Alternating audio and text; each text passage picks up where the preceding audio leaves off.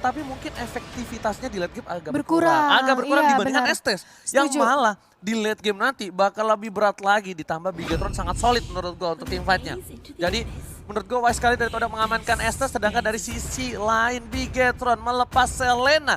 Yang gue bilang Moon cukup menakutkan profesorku. Iya, kalau misalkan kita melihat dari Moon juga menengok beberapa kali pertandingan yang hadir kali ini dari Selena ya, apalagi dengan trap yang sangat optimal dan bisa dimaksimalkan untuk di early game.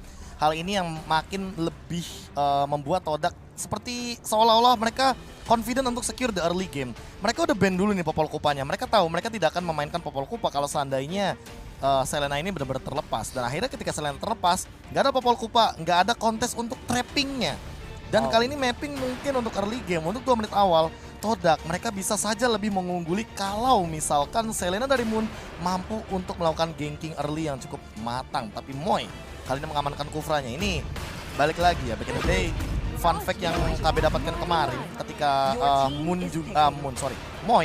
itu sempat tidak bermain kan ketika di group stage. Betul. Itu jadi ketika timing itu ketemu EVOS Legends apalagi menggunakan Digi Feeder itu yang main tuh bukan Moy saat itu. Karena Moy sedang berduka. Jadi ini merupakan sebuah informasi yang cukup sebenarnya cukup membuat KB respect sama Moy karena walaupun dia sedang berduka, tapi ketika balik lagi, ini kompetisinya MSC masih berjalan. Dia bener-bener nih buat tunjukin profesionalitasnya masih ada. Gimana menurut Talia? Iya, ini yang aku dari tadi mikir sih. Dari BTR ini kan selalu bermain late game. Apa bisa jadi Todak sudah mengetahui strategi BTR yang suka nge-drag ke late game, takutnya malah dihajar habis-habisan di early. Itu dia. Di early-nya lihat, mereka bakal ada nanti Selena. Itu bakal ngeganggu banget pergerakan. Gue jadi yang cukup besar. Tapi gue gak tahu kenapa ya. Gue selalu percaya dengan adanya Bigetron yang bermain, entah di playoff MPL ataupun di MSC, dia tuh bakal selalu membawa ke late game. Even itu ada brand atau tidak. Ya, menurut gue gitu, nggak tahu kenapa emang playstyles-nya agak sedikit lama atau gimana, jadi mereka tuh tidak terlalu masalah menggunakan hero scaling. Tapi di sini problemnya adalah Haritnya bisa saja tercounter Esmeralda. Iya, tapi balik lagi sih kalau misalkan ngelihat dari Digi Todak juga. mereka melakukan ban terhadap satu buah Barats yang artinya Bigetron Alpha harus mulai consider ke arah Elis nih. Karena bisa saja teman-teman dari Todak ini mengamankan hero-hero seperti Elis untuk salah satu hero scaling di late game-nya selain Esmeralda dan kali ini Glue bahkan juga di-ban. Wow. Hero-heronya Ripo sih ini dibuang banget Respect sekarang. banget. Hero-heronya Ripo ada satu sih yang kalian mungkin lupa dan pasti menurut gue bisa didapatkan nama dia. Pakito. Salah, Apa? Baxia. Baxia ya. Baxia untuk Kemakan counter sih. Esmeralda. Tapi kemakan sih kalau Bener misalkan untuk 3 kayak gini. Iya benar. Baxia. Jadi karena kita mungkin menurut gue ya, Bigetron punya 3 short damage. Dia nggak terlalu takut karena mereka tuh bakal coba Ripo dengan Baxia. Baxia hero Ripo juga loh. Jangan salah, di playoff Ripo itu cukup bersinar dengan Baxianya. Iya, bahkan beberapa kali untuk kontes dari landing phase-nya juga bisa dimenangkan. Tapi kalau misalkan menengok seperti ini ya, nggak cuma Baxia sih, aku kalau mikirin hero-nya Ripo, Yuzong juga bisa aja diambil loh sekarang. Karena ini adalah 3 hero yang akan sangat memanfaatkan sekali dari segi positioning. Dan kalau misalkan ditabrak Yuzong, ini agak sedikit PR untuk Esmeralda, apalagi Kufranya kalau seandainya dia udah melakukan Tyrant Revenge. Oh, oke. Iya, Gimana Talia? Iya, aku ngelihat ini tapi menurut KKB adanya Kufra, Harit ke counter nggak ya dengan Chrono Dash-nya dia? Itu menjadi salah satu natural counter Iya juga sih. kan? Bouncing Ball sih Bouncing lebih tepatnya. ball-nya Dia agak sedikit terganggu dengan Chrono Dash-nya, tapi balik lagi membawa Digi adalah sebuah tanda tanya. Kali ini Bigetron Alpha mau bermain Digi seperti apa? Apakah ini bakal jadi Digi cover yang benar-benar agak sedikit annoying? Kontes juga untuk Tyrant Rage karena agak sedikit mengganggu dengan Tyrant Rage dan ini bakal di counter pakai 1 buah time journey. Oke, Profesor dan Talia, ini ada pantun ya dari Indonesia, kita bacakan biar semangat dulu ya. Baik. Juara 1, juara 2. Cakep. Indonesia yang nomor 1 nggak ada 2. Nggak ada Sedap. dua. Terima kasih Arya Wira semangatnya. Dan Terima buat kalian kasih. semua di kolom komentar jangan lupa semangatnya berikan yang terbaik. Ingat ini Indonesia sedang bertanding dan juga nanti di match yang keempat ada Indonesia juga. Tapi kita bakal kawal MSC 2021 ini sampai selesai. Dan bahkan karena ada sebuah Cloud dia memakai counter dari seorang Cloud. Kali ini Wow, langsung Belerik. saja ada Belerik yang diamankan. Dan melihat Belerik seperti ini bisa saja bahkan Beleriknya ini untuk Ripo sih. Pasti Ripo. Belerik first time in MSC. Pasti. Dan ini benar-benar deny pick juga untuk mengkontes Hellcard sih. Gak cuma Cloud-nya sih. Todak ini kan terkenal dengan tipikal-tipikal playstyle yang ngambil pick off-nya juga kan. Culik-culik.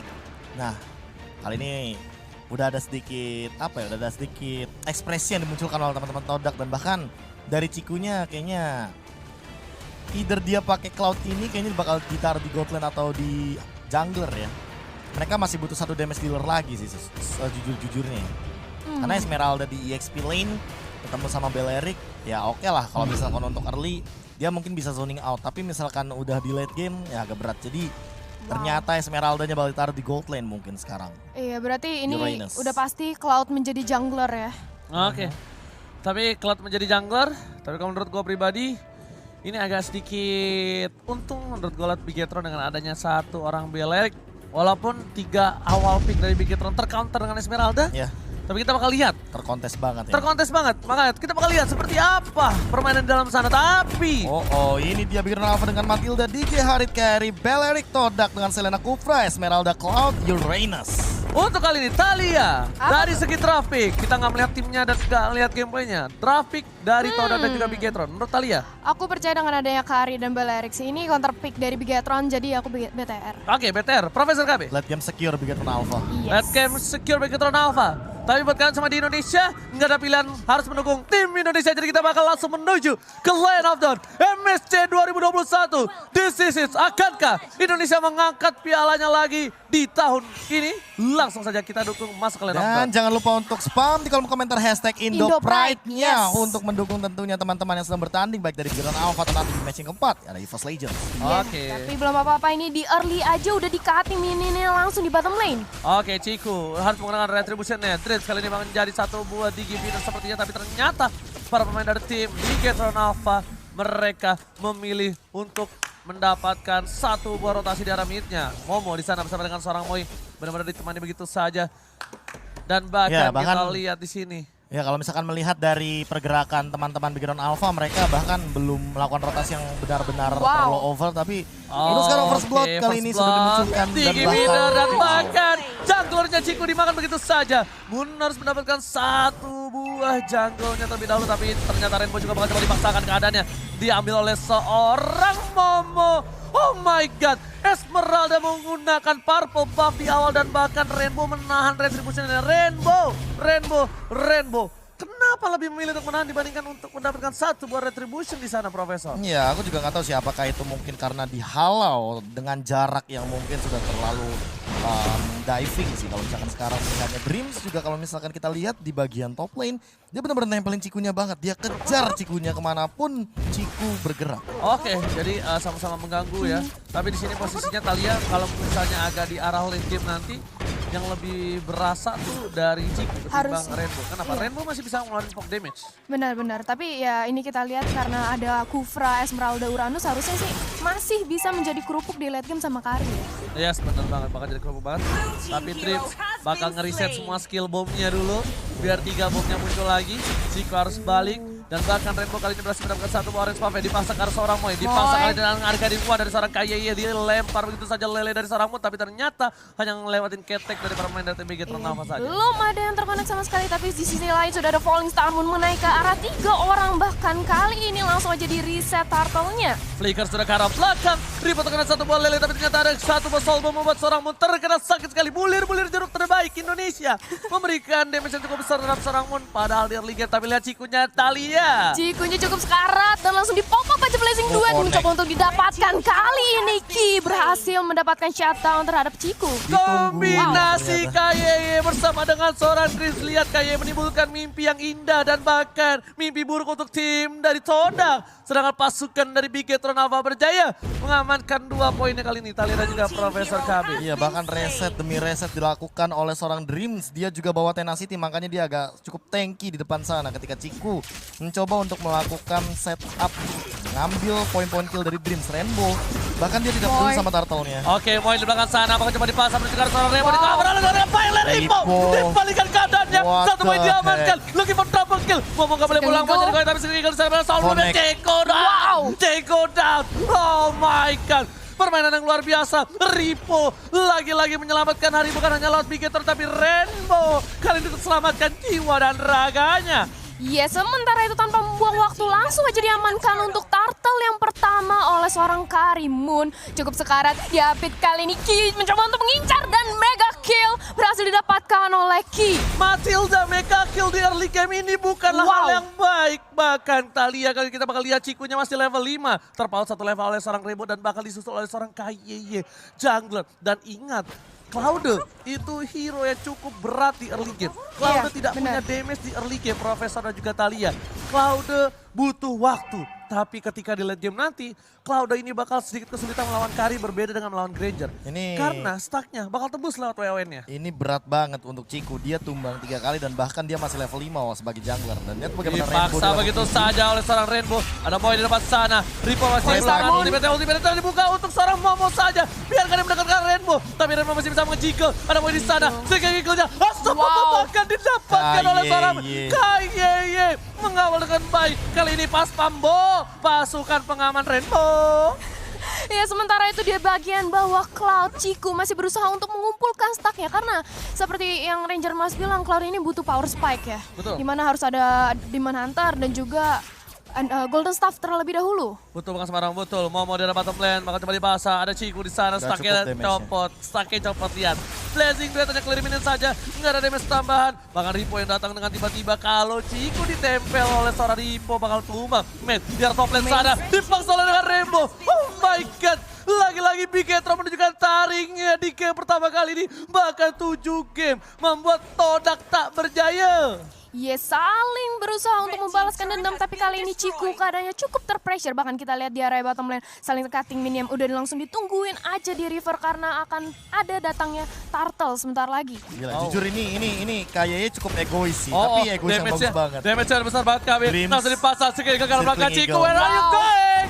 Nggak boleh pulang. Maunya digoyang, bahkan lagi-lagi kayaknya menjadi nightmare untuk seorang Ciku. Yes, kali ini mencoba untuk balaskan dendamnya. Falling Star berhasil untuk menyelamatkan seorang KYY. Flicker digunakan gitu saja, KYY harus shutdown. Bahkan Rainbow fokus ke arah turtle-nya. Diberikan keadaannya. Spinning Light belum dikeluarkan. Mau menjadi pilihan. Nggak ada flicker lagi. Dan lihat Ripo-nya mengikat semua yang ada di sana. 2 versus 1. Rainbow mendapatkan seorang Monya. Monya dijauhkan begitu saja. Deagle tapi Lele terkena seorang Rainbow. Dan bahkan terlalu sakit. Shutdown didapatkan. Ripo membalikan keadaan kali ini. Para pemain dari tim Bigetron. Untung nggak untung nih Thalia. Iya, sebenarnya ini dari Bigetron nggak rugi sih, cuman seenggaknya dia hanya kehilangan satu member. Sementara itu kali ini Ciku mencoba untuk dikejar aja dari seorang Dream. Lagi-lagi nggak mau meninggalkan Ciku sendirian. Dreams terus saja nempelin, membuka vision juga bagi teman-teman dari Bigetron Alpha. Iya, bahkan kalau misalkan melihat dari level perbandingan jungler, Ciku lihat level 7, Rainbow level 9 ini. Kalau dibilang rugi, sebenarnya nggak rugi sama sekali dari Bigetron Alpha. Hanya saja seperti yang tadi KB bilang ya, KYY ini playstyle-nya cukup egois karena dia dapat kill yang cukup banyak. Makanya dia bikin NOD duluan. Dia tahu dia benar-benar hancur kalau belakang sana. Rainbow masih coba untuk nge-jiggle. Ini masih lebih sabar para pemain dari tim Todak juga nggak mau terlalu terburu-buru karena mereka masih menunggu permainan dari seorang Ciku di arah bottom lane. Yes, kali ini Ciku berusaha untuk mengumpulkan poin. Sementara itu Dreams mencoba untuk di-shutdown aja. Kali ini. Iya. Oke, Metis kami menuju arah Ciku. Synchrovision, Chronodes berhasil mendapatkan 1. Lucky for double kill. Ada teror di sana. Rainbow terbebas begitu saja. Tak ada yang bisa bakal usar sekali double kill. Lucky for triple kill dan Pet berhasil kabur. Ganteng doang jago. Iya, kali ini dari seorang Met berhasil mendapatkan 2 poin taman untuk tim Bigetron Alpha. Wow, menurut aku kena bait nggak sih tadi? Kena bait, iya, tapi dia ternyata kali ini terkating Thalia. Iya, langsung aja dari area mid lane berhasil di shutdown seorang Harit. Kali ini Ripo datang mencoba untuk membalaskan dendam. Moon cukup sekarat, masih ada flicker untuk menyelamatkan diri. Masih bisa selamat dari sergapan seorang Ripo. Yes, wow. Betul bukan sembarang betul. Tapi kali ini Formis sepertinya agak sedikit struggle ya. Karena dia di late game nggak boleh ketemu Kari sama sekali, Profesor. Iya, dia ketemu Kari aja. Rontok sih harusnya. Dia makanya kayak nge-mirroring gitu apa yang dilakukan sama pergerakannya Rainbow. Kalau misalnya tembus, true damage-nya bakal tembus, tapi balik lagi ya. Seperti yang tadi aku bilang, kalau dari segi damage ini KYY ini harus lebih diperhatikan karena Yang tadi bilang aku di early game juga dia cukup egois, dia bikin Necklace of Durance duluan. Karena apa? Karena dia udah tahu efek yang dihadirkan dari Shogunnya benar-benar bisa dimanfaatkan. Tato sudah diamankan, coba dipasang begitu saja. Matt dengan belakang Zidua telah dikeluarkan. Dia terlalu besar, mau mendapatkan satu buah. Tapi Matt lihat jago doang, ganteng juga. Dan bahkan kali ini maunya gak boleh pulang, maunya digoyang. Satu hilang, Ciku menjadi pilihan. Ciku, where are you going? Nggak bisa pulang karena di sini lihat. Dari Bigeton Nava hanya kehilangan KYY. Pertukaran cukup worth it. Yes, pertukaran yang cukup menguntungkan sekali bagi Bigetron Alpha. 2 ditukar 1, sementara itu di bagian bawah Matt juga berusaha untuk mendapatkan objektif lagi. Tapi ternyata tur di atas sudah hancur. Sudah hancur begitu saja berkeping-keping Thalia dan di arah bottom lane. Harit mencoba untuk menahan seorang Moon, tapi ingat Harit, man, kalau dia tahu ada seorang Moon, Ciku datang, Synchro Vision, Chrono Dance, terus sakit damage-nya. Oh my god, kayaknya looking for 1 poin lagi tampan. Rainbow menaju, menuju ke arah seorang Ciku, dan Ciku tumbang di arah base-nya.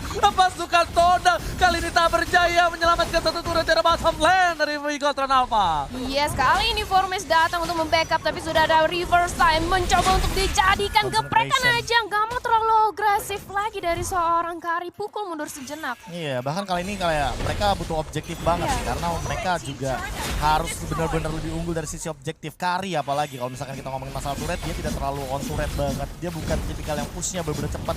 Tapi untuk merontokin hero-hero seperti Moy, Momo, Formis, ini bakal jadi makanan banget seharusnya. Itu. Dan lihat Dreams-nya kena lele tapi nggak mau dipaksa. Ada time journey. Tyrant Rage bakal literally nggak worth it. Ripo, Blade Armor. Bahkan Ripo udah menyiapkan Blade Armor untuk one by one situation oleh seorang Ciku. Di sana damage dari Matt udah menggunakan terkritikal yang cukup sakit. Momo gak langsung masuk begitu saja. Mau sama dikeluarkan. Langsung critical karena belakang ada bahkan dipaksa oleh seorang Matt. Synchro Vision Chrono Dance. Ganteng doang, jago juga. Tapi Rainbow ternyata pengen menjadi opa-opa. Dan dapat 1 poin taman KYY yang udah klasiknya. Lagi dan lagi. Dikating begitu saja oleh seorang Ripo di depan sana. Mengawal pergerakan dari para pemain dari Bigetron Alpha. Tapi Formes mau nggak mau harus melakukan tugasnya. Dia bertugas untuk negaranya mengcutting minion di arah top lane. Yes, dan kali ini dari Bigetron Alpha langsung berusaha untuk mengamankan Lord yang pertama, Lord yang belum manage. Dan ini tidak ada kesempatan sekali bagi Todak untuk mengkontes. Langsung aja free banget.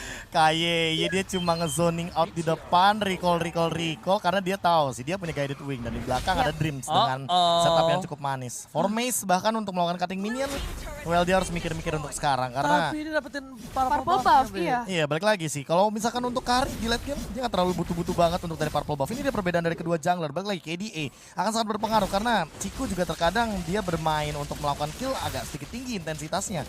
Namun dengan Rainbow yang dia setup assist-nya juga dapat, lihat bagaimana 6 assist dia dapatkan game kali. Ternyata Rainbow di belakang sana, Formes gak bisa bertahan dengan coba jalan. Cukup rontok, udah gua bilang.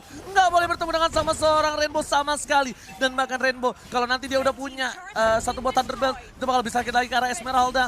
Esmeralda bakal bisa bonyok abis-abisan, nggak bisa ditahan sama sekali damage dari seorang Kari kali ini. Lihat, mau di bawah sana, Synchro Vision, Chrono Dance, Ripo mengawal semua permainan dan bahkan kali ini semua menandi oleh seorang Ripo, bukan Dreams, bukan KYY, tapi Ripo yang menjadi tank bayangan untuk kali ini.